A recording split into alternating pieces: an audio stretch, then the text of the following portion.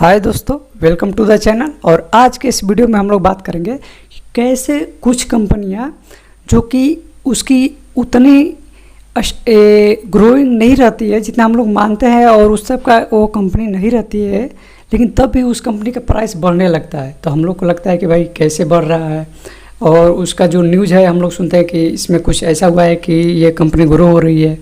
तो हम लोग को क्या करना चाहिए, जैसे कि कभी कल आप लोग देखे भी होंगे कि न्यूज़ में सीधे आता है कि ये भाई इतना, इस कंपनी इतना ये कर दिया, इतना इन्वेस्ट कर दिया, इस कंपनी में ये बड़े इन्वेस्टर ने इतना इन्वेस्ट किया है।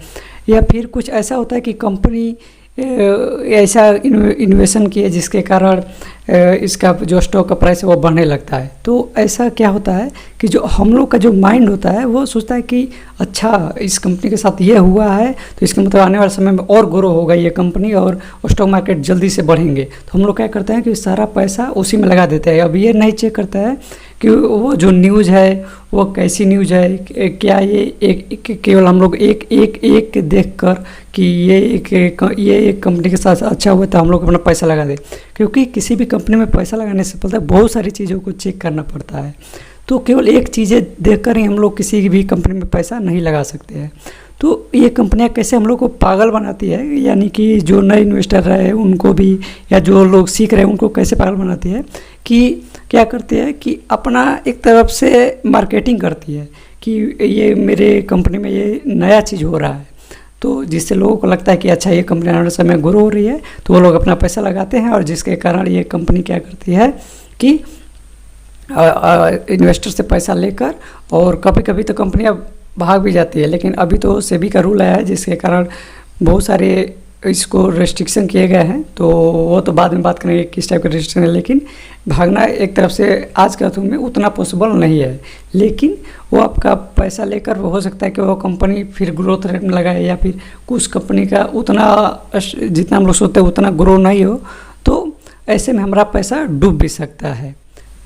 और दूसरा जो हम लोग का आदत रहता है शुरू में कि हम लोग लगातार न्यूज़ देखते रहते। जैसे कि मैं खुद अपना बोलूँ तो मैं जब इन्वेस्टिंग शुरू किया था, जो कि मैंने इसी लॉकडाउन में शुरू किया है, तो मैंने क्या करता था कि रोज़ देखता था न्यूज़। तो रोज़ देखता था कि किसी का प्राइस घट रहा है, बढ़ रहा है।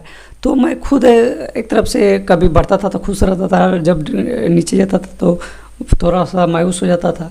तो इससे ये पता लगता है कि हम लोग को जब इन्वेस्टिंग में आना है तो हम लोग को लॉन्ग टर्म में देखता है, ना कि शॉर्ट टर्म में। शॉर्ट टर्म में जब हम लोग किसी चीज़ में जाते हैं तो वो क्या होता है कि खासतौर पर इन्वेस्टिंग में तो आप लोग वो शॉर्ट टर्म के लिए आपको काफ़ी हाई खुशी दे सकता है, कभी आपको रुला भी सकता है। इसीलिए हमेशा लॉन्ग टर्म में इन्वेस्ट करना चाहिए। और लॉन्ग टर्म में देखा गया है कि हमेशा ग्राफ ग्रेजुअली इंक्रीज होता है।